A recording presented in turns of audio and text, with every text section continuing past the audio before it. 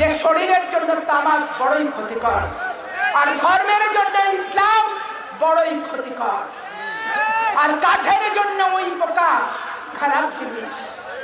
এখন বাংলাদেশে জামাত ইসলাম আর বিএনপি গোটা বাংলাদেশে যারা নবী উম্মতের জন্য বারবার রক্ত ঝরিয়েছেন তায়েফের ময়দানে, ওই নবীর আদর্শকে রেখে যদি কোন মুসলমানের বাচ্চা পশ্চিমা কালচারে নিয়ে যদি কথা বলে, কোন মুসলমানের বাচ্চা যদি ইসলাম বিরোধী কথা বলে, ও মুসলমান করি, আমি বলে দিয়ে যাই আপনারা রুখে দাঁড়াতে হবে।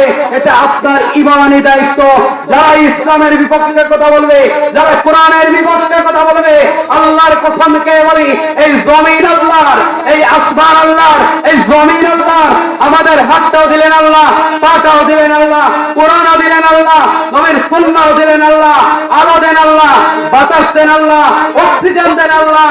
সব কিছু আল্লাহ দেওয়ার পরেও যদি আল্লাহর জমিনে দাঁড়িয়ে আল্লাহর কোরআনের বিরুদ্ধে, আল্লাহর নবীর বিরুদ্ধে যদি কোন মুসলমানের বাচ্চা হোক কিংবা হিন্দুর বাচ্চা হোক, যেই কেউ যদি আল্লাহর কোরআন এবং নবীর আদর্শের বিরুদ্ধে কথা বলে, তাকে এই বাংলার জমিনে, আসমানের নিচে জমিনের উপরে জীবিত থাকার তার কোন অধিকার নাই।